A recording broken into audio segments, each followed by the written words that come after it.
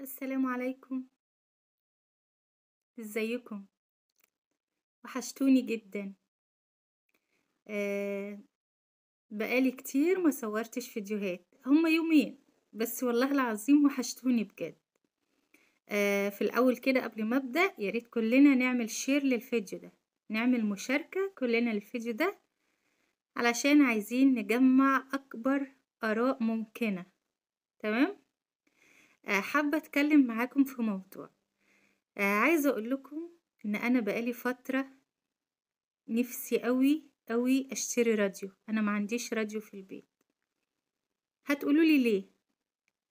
هقول لكم زمان كنا بنصحى من النوم، نلاقي ماما الله يرحمها فاتحة الراديو على إذاعة القرآن الكريم. صاحيين بقى رايحين مدارسنا، بابا رايح شغله، اخواتي رايحين الجامعة. فسبحان الله كنت تحسوا كده ان اليوم كان كله خير، كان كله بركة. الحياة كلها كان كلها خير وبركة زمان عن دلوقتي. يعني مع ان دلوقتي توفرت سبل كتير للراحة وسبل كتير للرفاهية، لكن بالله الراحة بتاعت زمان، الراحة بتاعت زمان وجمال أيام زمان عمرنا ما هنلاقيها تاني دلوقتي. ليه؟ مش عارفة. فبقالي فترة كده عندي حنين حنين لأيام زمان، لأيام ما كنت بصحى ألاقي الراديو مفتوح على إذاعة القرآن الكريم.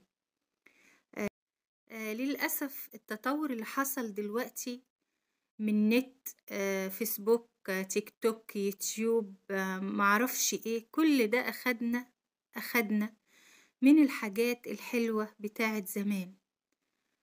في تطور كبير حصل في الحياة، لكنه مش بجمال أيام زمان.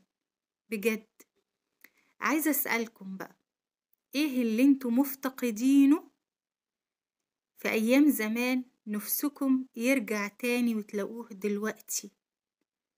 بجد يعني ايه الحاجة اللي انتوا كنتوا حابينها زمان قوي ومش لاقيينها دلوقتي في الحياة اللي احنا عايشينها او في الحاضر اللي احنا عايشينه دلوقتي، ونفسكم ان هو يرجع تاني؟ يلا مع بعض نشوف في التعليقات. سلام.